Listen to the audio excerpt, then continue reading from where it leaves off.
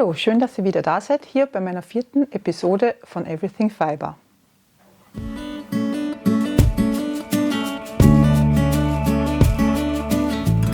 Hallo, schön, dass du wieder dabei bist. Und falls du neu hier bist, mein Name ist Christina und hier auf meinem Kanal dreht sich alles rund um Fasern. Ich erzähle euch über meine Spinnprojekte, Strickprojekte und Webprojekte. Und ja, fangen wir gleich an. Was habe ich aktuell auf meinen Nadeln? Es ist das täglich grüßt das Murmeltierprojekt. Und zwar ist das der Nurtured Sweater von Drea Renee Knits, Andrea Murray. Letztes Mal hatte ich nur ungefähr das Bündchen hier. Inzwischen bin ich beim Körper schon weiter. Für alle, die den Kanal verfolgen und schon seit Beginn dabei sind, die wissen, dass das inzwischen mein 3. ist, den ich stricke. Die ersten 2 haben mir leider nicht wirklich gepasst und ich hoffe, wie das Sprichwort so schön sagt, alle guten Dinge sind 3, dass dieser jetzt endlich meinen Vorstellungen entspricht und mir auch passt. Die Ärmel habe ich schon fertig, also er wird von oben nach unten gestrickt. Zuerst werden die Ärmel gestrickt und dann der Körper und dann werden die Ärmel dazugegeben und nach oben fertig gestrickt. Die Wolle ist die Drops Lima Meeresgrün Mix Farbe 9018. Das ist 65% Schurwolle, 35% Alpaka und hat 100 Meter auf 50 Gramm. Ich verwende ganz viel Dropswolle, ich finde die ganz toll. Vor allem, weil sie in ganz vielen verschiedenen Qualitäten daherkommt und auch in ganz tollen Farben. Also ich habe ein paar Projekte in Planung und auch schon gestrickt mit Drops-Wolle. Also ich kann die nur 100% weiterempfehlen. Jo, jetzt sind dann die Weihnachtsfeiertage. Also heute ist Dienstag vor Weihnachten. Das heißt, wenn diese Folge online geht, sind es nur mehr 2 Tage bis Weihnachten. Ich habe leider zwischen den Feiertagen nicht frei. Ja, ich hoffe aber trotzdem, dass ich viel zum Stricken komme und diesen endlich heuer hoffentlich noch fertig bekommen. Wie gesagt, es fehlt nur mehr ein Stückchen. Dann kann ich wahrscheinlich schon die Ärmel dazugeben und dann den fertig stricken. Mein zweites Projekt auf den Nadeln, erkennt man auf den ersten Blick noch nicht, was es werden soll. Und zwar ist das der Oslo-Hut von Petite Knit. Den stricke ich in der Wolle Knitting for Olive. Das ist die Farbe Flamingo. Ja, der liegt jetzt schon seit ein paar Tagen in dieser Ausführung hier bei mir herum, weil ich habe, als ich die Anleitung gelesen habe, mich bei der Wolle, die benötigt wird, verlesen. Ich dachte, mit 50 Gramm komme ich da durch. Das sind 50 Gramm, ich habe nur 50 Gramm bestellt. Habe jetzt aber natürlich Nachschub bestellt, damit ich den auch fertig stricken kann. Ich zeige euch hier, wie er fertig aussehen wird. Ist ein ganz, ganz leichtes Strickprojekt, glatt rechts einfach in Runden. Hier wird, also diese Eichel hier, markiert die Hälfte vom, wie sagt man da, Umschlag. Also das wird jetzt dann, der Umschlag wird doppelt gestrickt, also es wird jetzt hier so hinaufgefalten, dann hier oben zusammengestrickt und dann wird dieser Umschlag noch einmal umgeschlagen. Das heißt, man hat dann bei den Ohren quasi das Ganze dreifach, was ich mir vorstellen kann, dass es super schön warm hält. Ich habe früher eigentlich nie Hauben getragen, aber irgendwie mit dem Alter wird man wohl empfindlich. Und ja, ohne Haube geht bei mir jetzt im Winter gar nichts mehr. Ich finde die Farbe auch ganz toll, dieses Flamingo-Rosa. Ja, die sollte morgen oder übermorgen, ich hoffe noch vor Weihnachten ankommen, die Wolle, damit ich das fertig stricken kann. Und weil ich mir gedacht habe, das ist ein schnelles Strickprojekt, habe ich mir die Wolle auch in noch weiteren Farben bestellt. Natürlich auch immer nur ein Knäudel, weil ich dachte, es reicht eines. Und habe die jetzt nachbestellt. Und zwar einmal in dieser Farbe. Das ist die Farbe Mustard, also Senf. Dann in dieser Farbe, das ist die Farbe Rainy Day. Die hier finde ich auch ganz toll. Das ist die Farbe Wild Berry. Also wie gesagt, das ist immer Knitting for Olive. Die Wollen sind alle die gleichen. Und dann noch die letzte Farbe. Das ist Blue Whale, also Blauwal.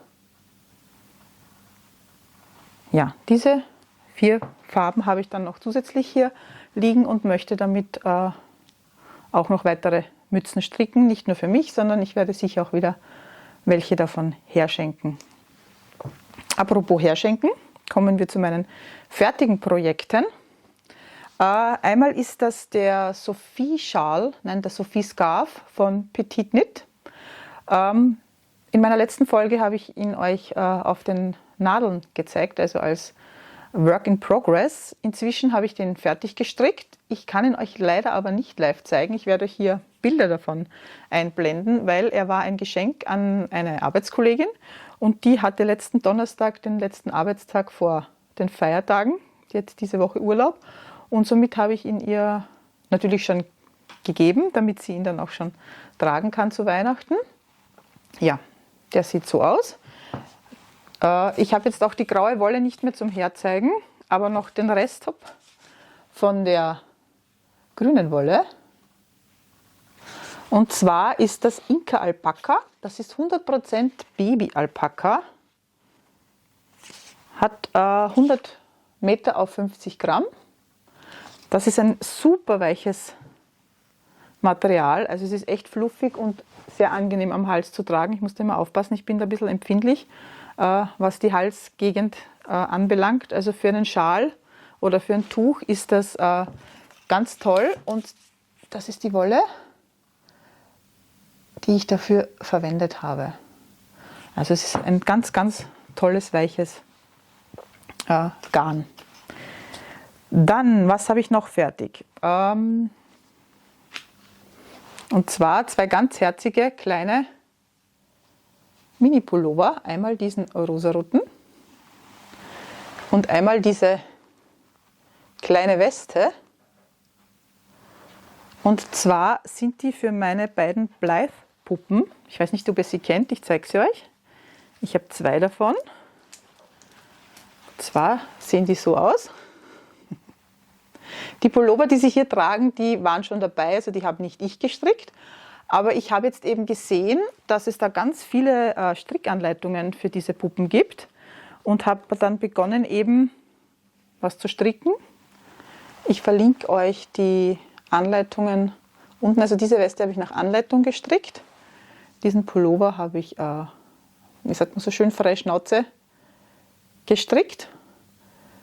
Und das Ganze wird gestrickt auf 1,5 mm Nadeln. Die sind wunzig klein. Ich glaube, ich habe schon 3 oder 4 abgebrochen. Aber jetzt nicht, weil ich mich draufgesetzt habe oder irgendwas, sondern weil die einfach so fein sind. Man braucht sie nur ein bisschen biegen.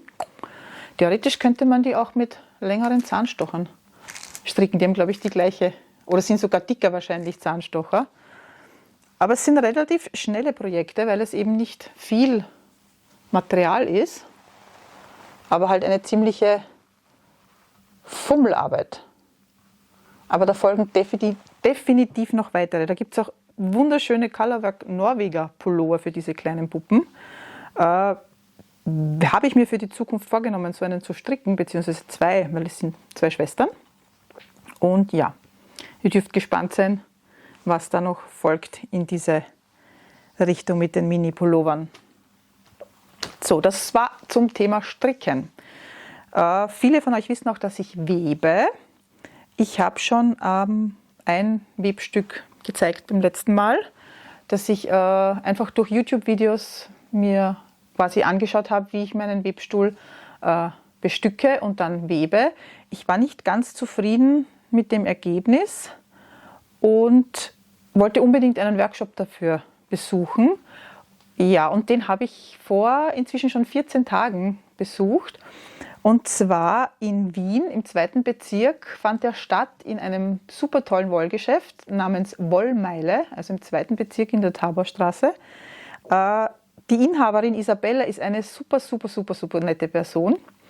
Sie ist auch sehr, wie sagt man, sie kennt sich super mit Wolle aus, also man kann da zu ihr gehen und ihr sagen, man möchte das und das machen und sie berät einem da wunderbar und sie hat auch ganz tolle Wolle in ihrem Geschäft. Also definitiv einen Besuch wert, wenn ihr in der Gegend seid.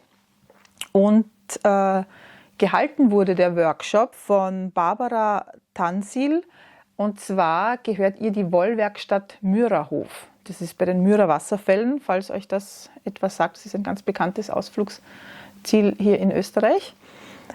Und wir haben uns um 9 Uhr in dem Wollgeschäft getroffen und haben begonnen, uns die Wollstränge für unser Webprojekt auszusuchen.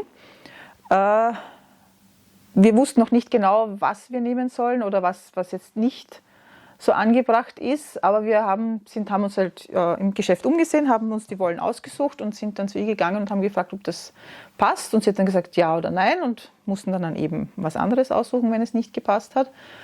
Und dann ging es in die Theorie. Da hat sie uns erklärt, eben welche Fasern sind geeignet für Schuss und Kette. Kette ist das, was im Webrahmen gespannt wird. Das sind die Fäden, die immer, wenn ihr das vielleicht in Videos schon gesehen habt, die immer so auf und ab wandern. Das nennt sich Kette. Und Schuss, das ist tatsächlich der Faden, der dann immer links und rechts geschossen wird. Deswegen heißt es Schuss. Also beim Handweben schießt man jetzt nicht wirklich. Und ja, genau, was zum Beispiel die Kette sollte nicht langfaserig sein. Also ein Mohair oder so eignet sich da eher weniger, weil dadurch, dass das immer so auf und ab wird, kann sich das leicht verhaken und dann kann man den Schuss nicht richtig durchfädeln und muss halt immer aufpassen, ob auch alle Fäden schön auseinander sind.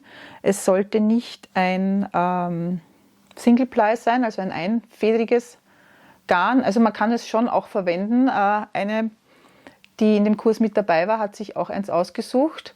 Aber man kann jetzt nicht die ganze Kette damit zum Beispiel machen, sondern nur einzelne Stränge, also immer 2 sind das. Das ist dann kein Thema, weil einfach die dann rundherum sind, das Ganze festhalten.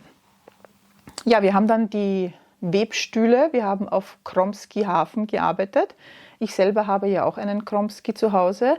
Dort haben wir allerdings auf 40 cm Rahmen gearbeitet. Ich habe ja einen 80 cm zu Hause. Und ich muss sagen, ich habe mit dem 40 so viel Freude gehabt, ich habe überlegt oder ich überlege noch, ob ich den 80er nicht gegen den 40er eintauschen werde. Wobei bei 80 hat man halt dann doch mehr Möglichkeiten, in der Breite zu arbeiten. Aber der 40er war so schön kompakt. Ich habe bei mir beim Wohnzimmer neben dem Fernseher auf dem Tisch, habe ich mir den hingelegt auf dem Schoß und konnte da wirklich toll arbeiten.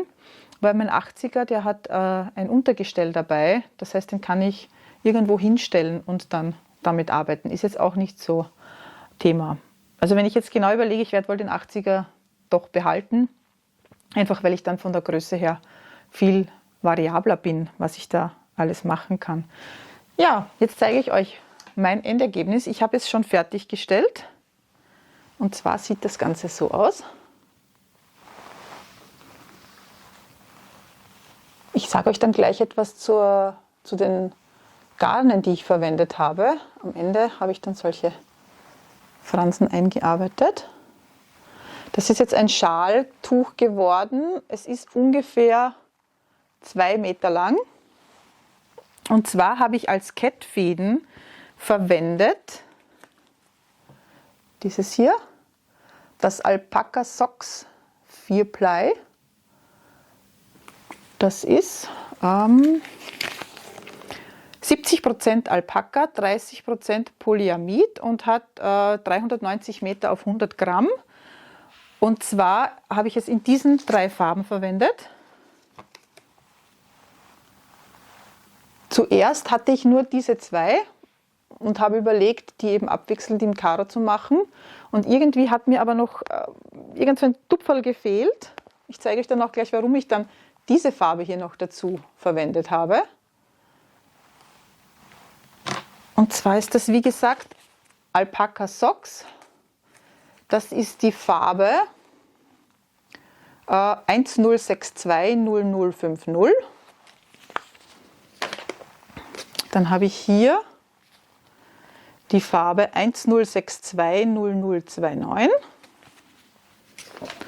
Und bei dem hier habe ich leider schon die Lasche verloren, aber das ist die Farbe 10620028.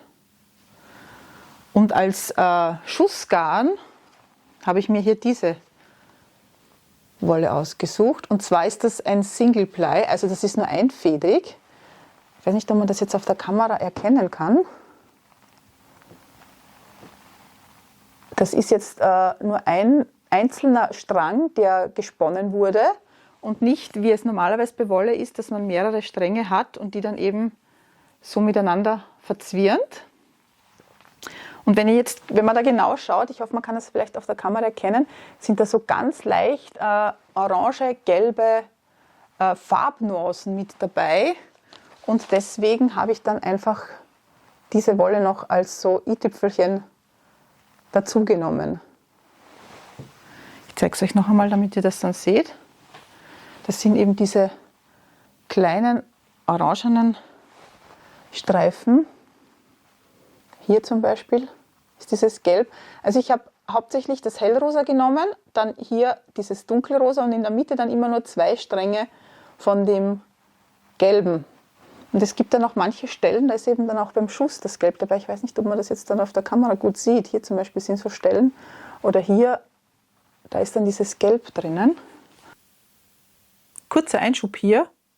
Ich muss das jetzt dazu schneiden, denn ich habe euch vergessen zu sagen, wie diese Wolle beim Weben heißt. Und zwar ist das diese hier.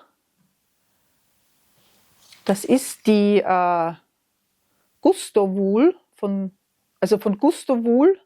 Die Wolle heißt Olio. Und das ist, wo steht das? 100% Merino. Und hat 280 Meter auf 100 Gramm und ist handgefärbt. Und das ist die Farbe Nummer 2310.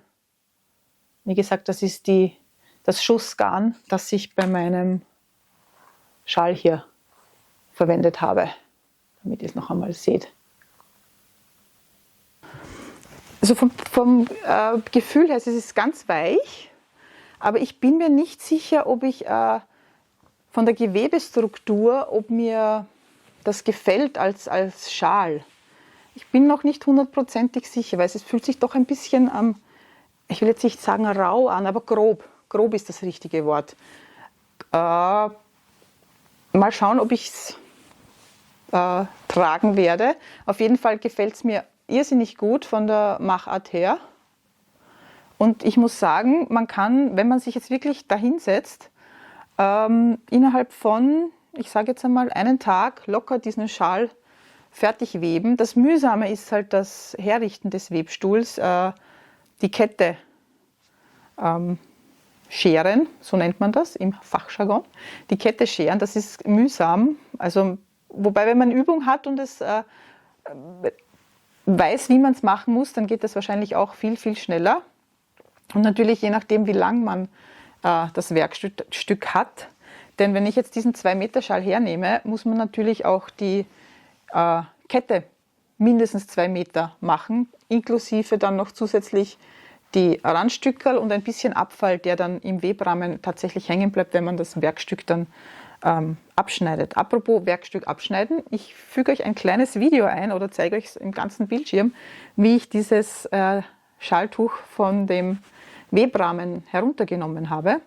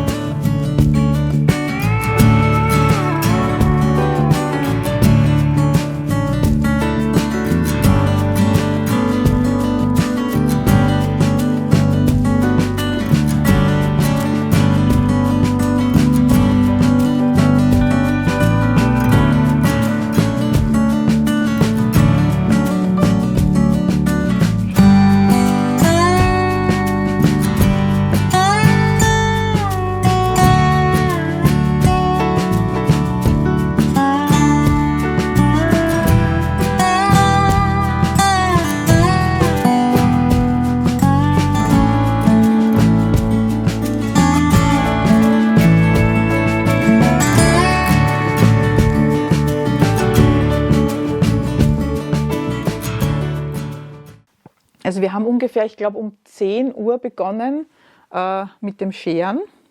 Wir waren 4 Teilnehmer und 2 und 2 haben immer zusammengearbeitet. Und um 1 Uhr oder halb 2 haben wir dann kurze Mittagspause gemacht und dann erst haben wir mit dem tatsächlichen Weben begonnen. Ja, also es hat doch lange gedauert, aber das Tolle, wenn man diesen Kurs besucht, ist natürlich, man kann diesen Schal nicht fertigstellen an diesem einen Tag. Man darf sich den Webrahmen dann mit nach Hause nehmen und pro Woche, den man den dann zu Hause hat, zahlt man eine geringe Leihgebühr und wenn man fertig ist, gibt man den Webstuhl dann einfach, Webrahmen, den Webrahmen dann zurück.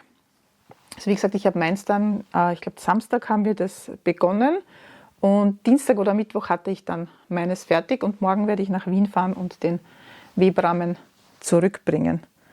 Also wenn euch Weben interessiert, also ich möchte es ja lernen, beziehungsweise möchte ja damit meine selbst gesponnene Wolle verwenden. Und ich habe gestern, als ich mir meine Vlogmas-Videos angeschaut habe, da hatte einen kleinen Beutel, wo sie ihre Strickutensilien drinnen hatte. Also zum Beispiel Maßband, kleine Scheren, Nadeln und so weiter.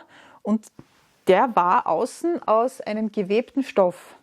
Und da habe ich mir gedacht, das ist eine Idee, weil ich jetzt zum Beispiel das Schaltuch nicht so für mich ist, aber wenn ich jetzt nur so kleine Webstücke mache und dann daraus so kleine Projekttaschen nähe, eben für meine ganzen Strickutensilien oder kleine Projektbeutelchen damit mache für Socken oder kleine Sachen, die ich dann da hineingeben kann. Das, glaube ich, werde ich demnächst probieren. Mal schauen, wie das ist und ich werde euch natürlich darüber berichten, wie das Ganze ausgegangen ist. Alle Produkte, die ihr hier in dem Video seht, habe ich mir selbst gekauft, also alle genannten Produkte und ich verlinke sie euch unten unter dem Video, auch die Links zu dem Wollgeschäft und zu der Anbieterin vom Webkurs. Diese bietet auch Spinnkurse an. Weil den Spinnkurs habe ich woanders gemacht, das habe ich zu spät entdeckt, sonst hätte ich den vielleicht auch dort gemacht. Aber wie gesagt, ganz toll und auch ganz super erklärt. Also ich habe, wie gesagt, schon selber gewoben, aber ich habe ganz viele Tipps und Tricks dort erfahren, die eigentlich im Nachhinein gesehen sind, logisch sind, aber dann doch so diese Aha-Momente, so funktioniert das. Und deswegen hat es bei mir zu Hause beim ersten Mal nicht so gut funktioniert. Also jeder, der das gerne machen möchte, ich kann nur einen Workshop empfehlen, weil da jemand, hoffentlich, wo in dem Fall ja, jemand steht, der das schon ganz lange macht und der auch weiß, wovon er spricht. Ja, wie gesagt, heute ist Dienstag. Nächstes Wochenende haben wir Weihnachten, also wenn das Video online geht, freitags um 15 Uhr sind es noch 2 Tage bis Weihnachten. Ihr seht, hier hängt noch mein Adventkalender, der mit kleinen Miniskeins bestückt ist. Heute ist der 19. Und ich werde mit euch jetzt das Kästchen aufmachen. Ich zeige euch mal die Farben, die bisher im Kalender waren. Ein schöner bunter Strauß. Das sind ganz super Farben. Wie gesagt, ich werde mir einen Pullover daraus stricken. Ich zeige euch hier ein Bild und sage euch, wie der heißt. Ich merke mir einfach nicht den Namen. Den werde ich wahrscheinlich dann nach den Feiertagen anschlagen mit diesen Wollen. Und heute haben wir eben den 19. Also machen wir mal das Säckchen auf. Oh, eine schöne Farbe. Ein wunderschönes Grün. Ganz tolle Farbe. Ich werde die mir dann, ich weiß nicht, ob ich sie in der Reihenfolge verstricken werde, wie sie im Kalender drinnen waren. Also meine Schwester macht das mit ihrem Schal. Ich glaube, ich werde sie ein bisschen sortieren, aber ich werde auf jeden Fall ein Foto machen, damit ich weiß, welche Farbe an welchem Tag war. Also ein ganz tolles Ganz tolle Farbe, gefällt mir sehr gut, dieses Grün. Und ich habe noch einen zweiten Adventkalender. Und zwar, wer spinnt oder webt, kennt sicher die tolle Shanti Manu hier auf YouTube. Inzwischen hat sie leider aufgehört, hier Videos zu machen. Und ich bin in ihrem, wie nennt man das? Sie hat eine Mitgliedschaft angeboten, wo ich Mitglied war. Inzwischen gibt es die leider auch nicht mehr. Also die Discord-Gruppe besteht nach wie vor, worüber ich sehr dankbar bin, weil ich da ganz viele tolle, nette, gleichgesinnte Spinnerinnen, sage ich jetzt mal, kennengelernt habe. Und in diesem Mitgliederforum haben sich 24 Spinnerinnen zusammengetan. Jede hat eine Nummer zugeordnet bekommen und hat dann 24 Päckchen mit je, ich glaube es waren 10 Gramm oder 20 Gramm, 10 Gramm Fasern vorbereitet. Also die gleichen Fasern 24 Mal in ein Tütchen gepackt, den Namen, die Nummer drauf. Das ganze Paket dann an eine von den 24 Mädels geschickt. Danke an dieser Stelle für die tolle Arbeit, die ihr da gemacht habt. Ja, und dann wurden diese Pakete auseinandergepackt und jeder hat dann wieder ein Paket bekommen mit 24 Säckchen eben verschiedener Spinnfasern. Und das ist ganz toll, was es da für verschiedene Arten gibt und Farben. Und manche haben auch kleine Goodies dazu gepackt. Zum Beispiel am Tag 1 war eine kleine Holzscheibe drinnen mit einem Loch, ein sogenannter Diss. Das verwendet man, um Fasern, also wenn man die Fasern bekommt in so einem Bausch oder was, man beginnt dann das durch dieses kleine Loch zu ziehen und hat dann eben so einen Strang Fasern, der sich dann viel leichter spinnen lässt. Also das sind ganz tolle Ideen. Ganz einfach. Also wie gesagt, eine Holzscheibe, ein Loch in der Mitte und ganz, ganz super. So, hier haben wir Tag 19. Den mache ich jetzt gemeinsam mit euch auf.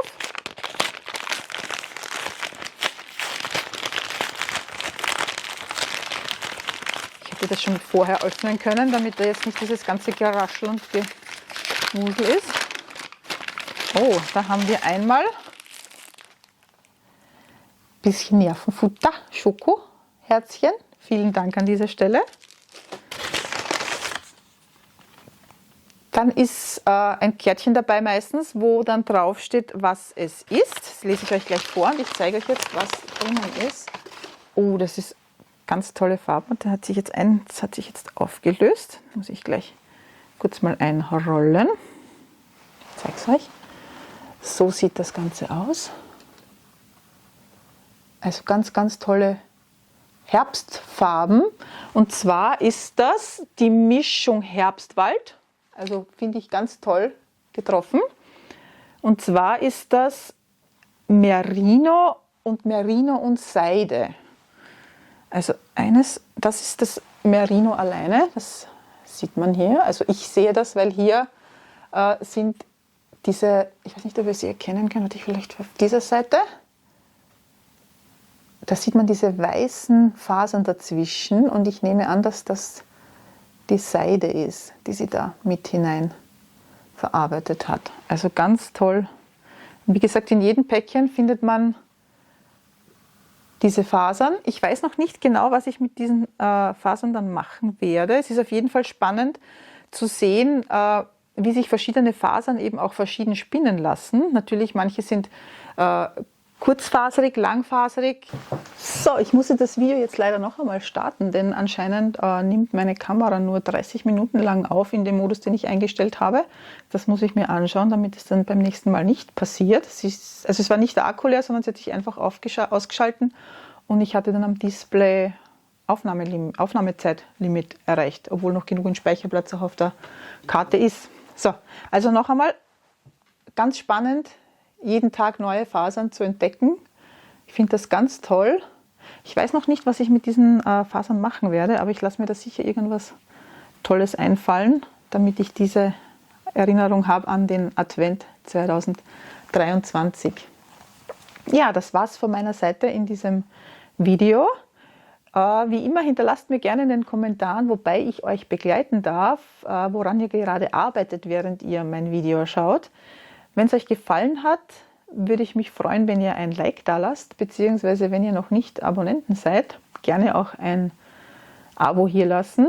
Ich freue mich über jeden einzelnen und auch über jeden einzelnen Kommentar. Ich bin immer überwältigt, dass doch so viele Interesse an meinem Fiber-Podcast haben. Ich versuche auch jeden Kommentar zu beantworten, möglichst zeitnah, und versuche eben nicht so Standardantworten zu geben wie super, danke, sondern wirklich mir die durchzulesen und dann darauf zu antworten. Ja, dieses Video geht freitags 15 Uhr online. Das heißt, für die, die das jetzt dann gleich sehen, wenn es online geht, in 2 Tagen ist Weihnachten. Ich wünsche euch und euren Lieben ein frohes, besinnliches Weihnachtsfest und einen guten Rutsch ins neue Jahr, denn meine Videos kommen 14-tägig und somit wird das nächste dann im nächsten Jahr hochgeladen. Ich hoffe, ihr findet Zeit, an euren Projekten weiterzuarbeiten, woran immer ihr auch gerade arbeitet. Ich werde mir über die Feiertage überlegen, was ich nächstes Jahr gerne machen würde. Ich hatte mir für dieses Jahr vorgenommen, jedes Monat ein paar Socken zu stricken. Ich glaube, ich habe es bis Juli geschafft und dann irgendwie andere Projekte den Vorrang gegeben. Vielleicht schaffe ich es ja dieses Jahr, dass ich wirklich 12 Paar neue Socken stricke. Also ich möchte da jetzt nicht dann 12 Mal den gleichen Socken stricken, nur verschiedene Wolle verwenden, sondern wirklich 12 verschiedene Muster nehmen. Und da werde ich mich hinsetzen, mir 12 aussuchen und vielleicht stelle ich sie euch in einen, ja, das werde ich machen, werde ich ein Video dazu machen und euch meine 12 2024er Sockenpaare vorstellen. Schön, dass ihr wieder dabei wart. Wir sehen uns im nächsten Jahr. Hoffentlich sehen wir uns im nächsten Jahr wieder. Tschüss.